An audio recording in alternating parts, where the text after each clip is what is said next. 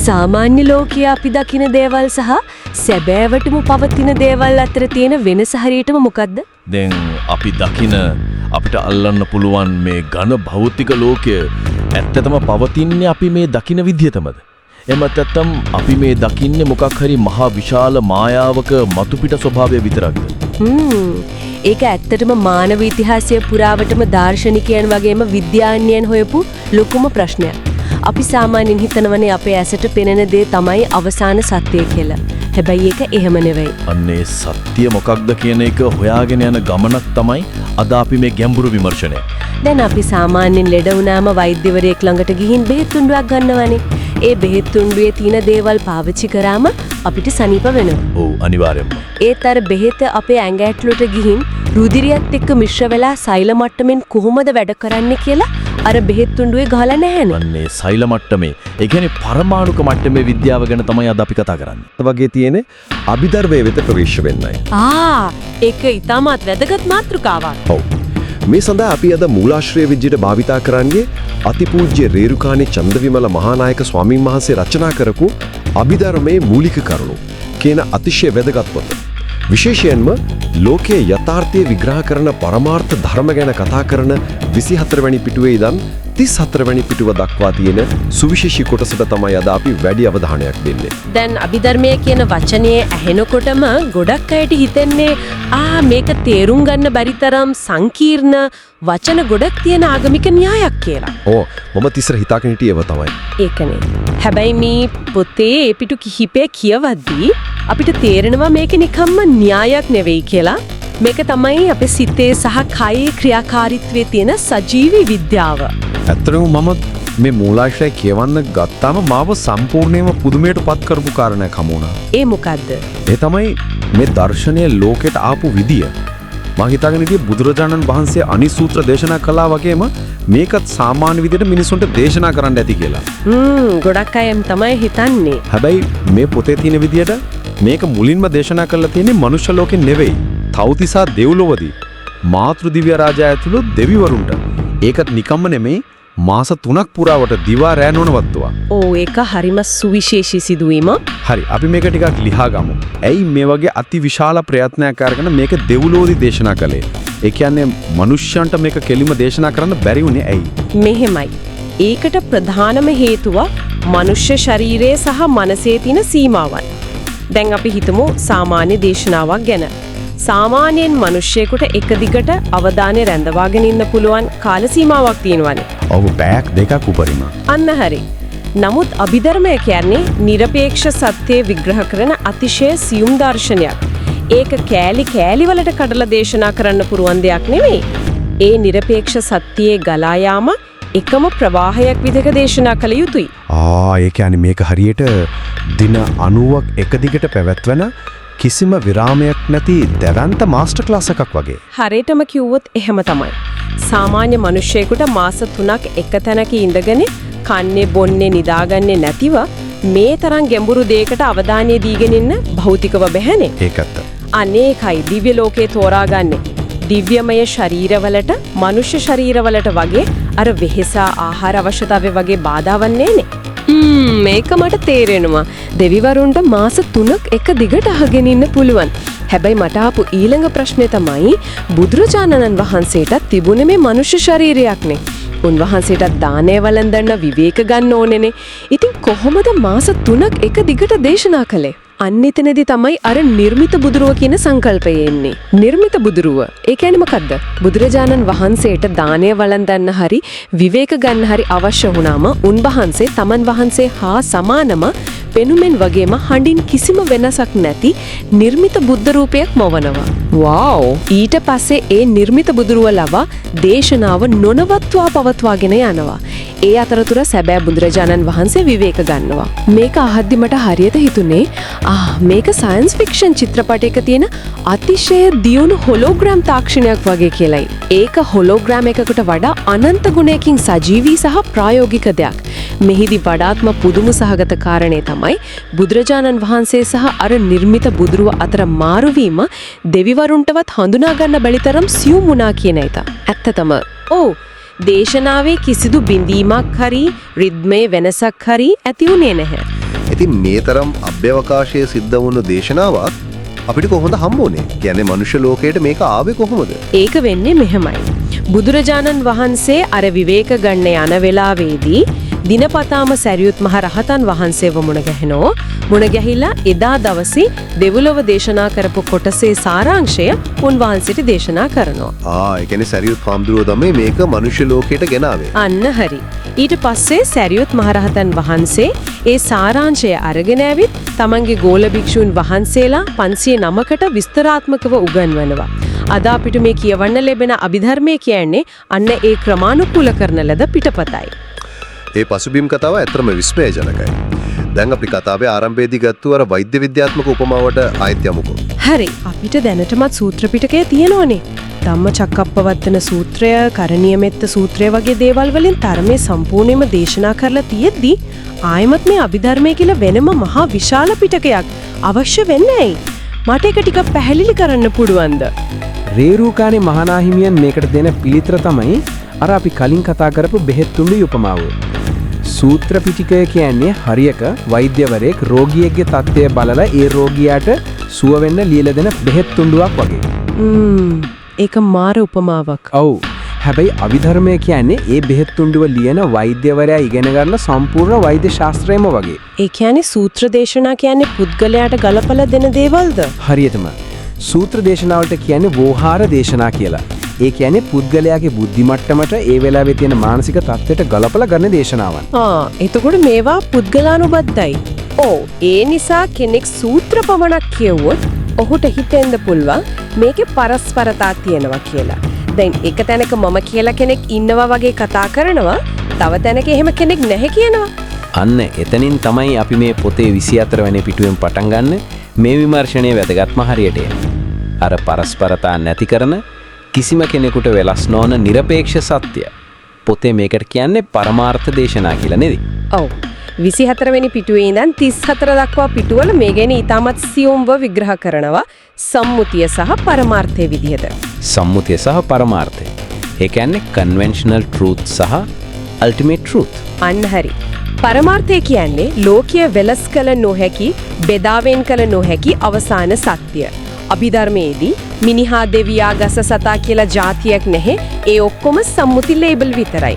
පොඩ්ඩක් ඉන්න. මොකට මේක ප්‍රායෝගිකව තේරුම් ගන්න ඕනේ. දැන් අපි කියනවා ගහක් නැහැ, මේසයක් නැහැ කියලා. මේවා ලේබල් විතරයි කියලා. ඔව්. හැබැයි දැන් කවුරු හරි මගේ ඔළුවට ලී එකකින් ගැහුවොත් මගේ ඔළුව පැලිලා ලේනවනේ, මට රිදෙනවා. අනිවාර්යයෙන්. එතකොට මගේ මොළයට වැඩක් නැහැනේ මේක ක්ෂණයෙන් ඉපදිලා මැරෙන මූලද්‍රව්‍ය ගොඩක් කියලා හිතලා මට වේදනාව දැනෙනවා. ඉතින් කොහොමද මේක නැහැ කියන්නේ? මේක ප්‍රායෝගික නැහැනේ. අන්න එතන තමයි ගොඩක් අයට මේක තේරුම් ගනිද්දි වැරදෙන තැන. රේරුකාණේ මහානාහිමියන් 24 ඉඳන් 34 දක්වා පිටුවල ඉතා තදින් අනුතුරු අඟවන්නේ අන්න ඒ නිසයි. මොකද්ද අනුතුරු ඇඟවීම? මේ පරමාර්ථ කරුණු අඩුවෙන් තේරුම් ගත්තොත් මේ ලෝකයේ මුකුත් නැහැ, ගහක් නැහැ, මම කියලා කෙනෙක් නැහැ කියලා හිතුවොත් ඒකෙන් බරපතල මිත්‍යා දෘෂ්ටි ඇති වෙන්න පුළුවන්. ඒ කියන්නේ භෞතික දේවල් ඇත්තටම පවතිනවා. අනිවාර්යෙන්ම. ගසක් නැහැ කියලා පරමාර්ථයෙන් අදහස් කරන්නේ අපි ඒ දකින භෞතික ක්‍රියාවලිය එතන නැහැ කියන එක නෙවෙයි.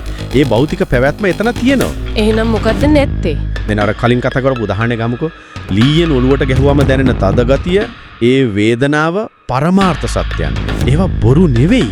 හරි, ඒක ඇත්තක්. හැබැයි මගේ ඔළුව මේක ලීයක් මට ගැහුවේ අර මිනිහා කියනක තමයි සම්මුතිය. වේදනාව ඇත්ත. හැබැයි අපි දුක් විඳින්නේ වේදනාවට වඩා අර මගේ කියන ලේබල් එකට ඇලිලා ඉන්න නිසායි. දැන් මට තේරෙනවා වේදනාව කියන එක නිකම්ම සංවේදනයක් විතරයි. හැබැයි අයියෝ මට ගැහුවා නේද, මගේ ලස්සන ඔළුව නේද කියලා අපි දුකක් හදාගන්නේ අර ලේබල් නිසා.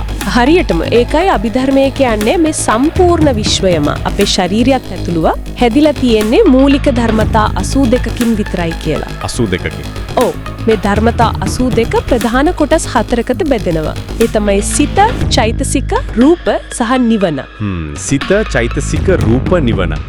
මේක හරියට අපේ යථාර්ථයේ ඇල්ගොරිතම් වගේ. ඒක හොඳ වචනයක්. ඇත්තටම මේක ඇල්ගොරිතමයක් තමයි. මේක හරිම පුදුම සහගතයි. දැන් අපි අර ගණයි කියලා හිතාගෙන ඉන්න දේවල් ඇත්තටම රූප 28ක එකතුවක් නේ. රේරුකාණේ නාහිමියන් මේ රූප ගැන විග්‍රහ කරද්දී පඨවි, ආපෝ, තේජෝ, වායෝ කියන මූලික රූප 4 ගැන කතා කරනවා. ඔව්, මහා භූත රූප. දැන් මේක නිකම්ම පස් වතුර ගින්දර හුලං නෙවෙයි නේද? යම් දෙයක තියෙන තද ගතිය හෝ මෘදු ගතිය. ඒ කියන්නේ ඒක ස්වභාවයක්. ඕ ඊළඟට ආපෝ කියන්නේ වතුර නෙවෙයි මූලද්‍රවයකට බෙදලා තියෙන බන්ධන ස්වභාවය. තේජෝ කියන්නේ ගින්දර නෙවෙයි උෂ්ණතය. එතකොට වායෝ වායෝ කියන්නේ හුලං නෙවෙයි චලනය හෝ පිම්බීම. අර කලින් කතා කරපු මේසය ගත්තොත් පරමාර්ථ සත්‍යයෙන් එතන මේසයක් නැහැ.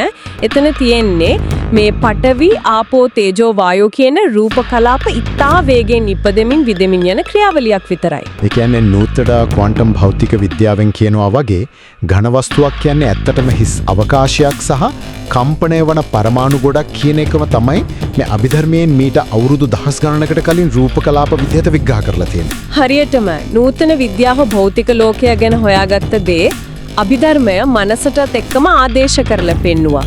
අර ධර්මතා 82න් 28ක් විතරයි රූපවලට අයිති වෙන්නේ. ඉතිරි ඒවා අයිති වෙන්නේ මනසට. ඒ කියන්නේ එක් සිතක් සහ චෛතසික 52ක්. ඔව් මේ චෛතසික 52 ගැන පොතේ තියෙන විග්‍රහය මට ඇත්තටම සිත් ගන්නාසල වුණා. අපි හිතනවනේ මම තරහ ගන්නවා මම ආදරය කරනවා කියලා. සාමාන්‍යයෙන් හිතන්නේම තමයි. හැබැයි අභිධර්මයේ තනුවල එතන මම කියලා කෙනෙක් නැහැනේ. ඒක ක්‍රියාවලියක් විතරයි නේද? ඔව් සිත කියන්නේ හුදෙක්ම අරුමුණක් දැනගැනීම පමණයි. ඒක හරියට සුදු කොලයක් වගේ. හැබැයි ඒ සිතට එකතු වෙන චෛතසික තමයි ඒ සිතට වර්ණයක් දෙන්නේ. ඒ කියන්නේ තරහව, ලෝභය, කරුණාව, ඊර්ෂ්‍යාව මේ ඔක්කොම චෛතසික. අන්න හරි. අපි මේක තවත් සරල කරමුකෝ. දැන් හිතන්න මම පාරේ යද්දි මගේ වාහනේ කවුරු හරි හැප්පුවා කියලා. එතකොට මට මාර කේන්තියක් එනවා. අභිධර්මයට අනුව එතන මොකක්ද වෙන්නේ? ඊටම හොඳ උදාහරණයක්. එතනදී මුලින්ම වෙන්නේ ඇසට රූපයක් ගැටෙනවා. ඒක භෞතික ක්‍රියාවලියක්. ඒ කියන්නේ රූප. හරි. ඊට පස්සේ රූපය දැක්කා කියන දැනගැනීම ඇති වෙනවා. ඒ තමයි සිත. දැක්කා කියන එක විතරයි. ඔව්. ඊට පස්සේ අර හැපුණු වාහනේ මගේ කියන සම්මුති ලේබල් එක නිසා ඒ සිතත් එක්ක ද්වේෂය කියන චෛතසිකය එකතු වෙනවා. එතකොට තමයි කේන්තිය එන්නේ. ඕ මේ ඔක්කොම සිද්ධ වෙන්න තත්පරයකට දශලක්ෂයකටත් වඩා අඩු කාලයකදී අපිට හිතෙන්නේ නම තරහ ගත්තා කියලා. හැබැයි පරමාර්ථ සත්‍යය තමයි රූපයක් ගැටුණා, සිතක් ඉපදුණා, ද්වේෂය කියන චෛතසිකේ ක්‍රියාත්මක වුණා. එතන මම කියලා කෙනෙක් හිටියේ නෑ. කිසිසේත්ම නෑ. වව්. ඒ කියන්නේ අපේ මුළු ජීවිතයම අපි අත්විඳින හැම සතුටක්ම දුකක්ම මේ සිත චෛතසික සහ රූප කියන කාරණා තුනේ අන්තර්ක්‍රියාවක් විතරයි. හරියටම. මේක තේරුම් ගත්තාම අපේ මනසට දැනෙන නිදහස අතිවිශාලයිනේ. මොකද අපි ප්‍රශ්නයක් දිහා බලද්දී ඒකට බැඳෙන්නේ නැතුව මේක තවත් එක රූප, සිත, චෛතසික ක්‍රියාවලියක් විතරයි කියලා උපේක්ෂාවෙන් බලන්න අපිට පුළුවන් වෙනවා. ඒක තමයි අභිධර්මී ඉගෙන ගැනීමේ ප්‍රධානතම අරමුණ වෙන්නේ. මේ සම්මුති ලේබල් වලට අපි ඇලිලා ඉන්න තාක්කල් අපි දුක් විඳිනවා. මගේ කාර්යක, මගේ ශරීරය, මගේ තනතුර කියලා අපි අල්ලාගෙන ඉන්නවා. අන්න ඒකයි ප්‍රශ්නය. හැබැයි මේ හැම දෙයක්ම නිරන්තරයෙන් ඉපදිමින් බිඳිමින් යන ධර්මතා ගොඩක් විතරයි කියලා යථාර්ථවාදීව දැක්කාම අර අනවශ්‍ය බැඳීම් ඉබේම ගැලවිලා යනවා. අර අපි මුලින් කතා කරපු ධර්මතා 82කින් අවසාන එක, ඒ කියන්නේ නිවන කියන පරමාර්ථ සත්‍ය අවබෝධ කරගන්න පදනම හැදෙන්නේ අන්න එතනින් තමයි. ඒ කියන්නේ අභිධර්මය කියන්නේ අපිට ලෝකයේ දිහා බලන්න දෙන අලුත් එක්ස්රේ යන්ත්‍රයක් වගේ. ඔව් හොඳ උපමාවක්. බාහිරින් තියෙන හැම මස් ලේබල් ඔක්කොම විනිවිදගෙන ගිහින් ඇතුළත තියෙන සැබෑ යන්ත්‍රණය දකින්නේ දැන ඇසක්. හරියටම. රේරුකානේ මහනාහිමියන් මේ 24 ඉඳන් 34 වෙනකම් පිටුවල කරලා තියෙන අන්නේ එක්ස්රේ එක අපේ අතට දෙන එක. මේ පරමාර්ථ ධර්මයන් නිවැරදිව තේරුම් නොගත්තොත් මුළු ධර්මයේම අවුලි ජාලාවක් බවට පත් වෙන්න පුළුවන්. ඒකයි උන්වහන්සේ මේක මෙතරම් निराවුල්ව වගේම අතිශය විද්‍යාත්මකව පැහැදිලි කරලා තියෙන්නේ. මේක ඇත්තටම අපේ සැබෑ ස්වභාවය හොයාගෙන යන ගමනේ වැදගත්ම පියවරක්. ඉතින් අපි අද මේ කතා කරපු දේවල් සාරාංශ කළොත් අපි පටන් ගත්තී මාස 3ක් පුරා දිව්‍ය ලෝකයේදී දේශනා කරපු විස්මිත දේශනාවකින්. ඔව්. ඊට පස්සේ අපි දැක්ක සූත්‍ර පිටකය කියන්නේ රෝගියාට දෙන බෙහෙත් තුණ්ඩුව නම් අභිධර්මය කියන්නේ ඒ පිටුපස තියෙන සම්පූර්ණ වෛද්‍ය ශාස්ත්‍රය කියලා. ඒ ශාස්ත්‍රය හරහා අපි පොතේ 24 වෙනි පිටුවේ ඉඳන් ලෝකයේ සැබෑම ස්වභාවය වන ධර්මතා 82 ගැන ගැඹුරටම ගියා. එටත් ගසක්, මේසයක්, වාහනයක් විතරක් නෙවෙයි අපේ ශරීරය සහ සිතුවිලි පවා මේ නිරන්තරයෙන් වෙනස් වෙන සිත, චෛතසික සහ රූප කියන දේවල් වල ක්‍රියාවලියක් විතරයි කියන කාරණේ අපි අවබෝධ කරගත්තා. ඔව් ඒ වගේම ඒ දැනුම අපේ දිනදා ජීවිතයේ ගැටලු දිහා වෙනස් කෝණයකින් බලන්න, බැඳීම් වලින් නිදහස් වෙන්න කොයිතරම් ප්‍රායෝගිකව උදව් වෙනවද කියන එකත් අපි අද කතා කළානේ. ඉතින් අපි මේ ගැඹුරු විමර්ශනය අවසන් කරන්න කලින් හැමෝටම කල්පනා කරලා බලන්න එක පුංචි හැබැයි ප්‍රකෝපකාරී අදහසක් ඉතිරි කරලා යන්න මම කැමතියි. ඒ මොකද්ද? ඒක නම් ඇත්තටම හිතන්න ඕන ප්‍රශ්නයක්. අන්න ඒ ප්‍රශ්නයත් එක්ක අදට අපි සමුගන්නව නැවතත් මෙවැනිම සිත් ගන්නා සුළු සහ චින්තනය අවදි කරන ගැඹුරු විමර්ශනයකින් හමුවෙමු. කවදාවත් හිතපු නැති කෝණයකින් ලෝකය දිහා බලන්න මේක හොඳ ආරම්භයක් වේවි.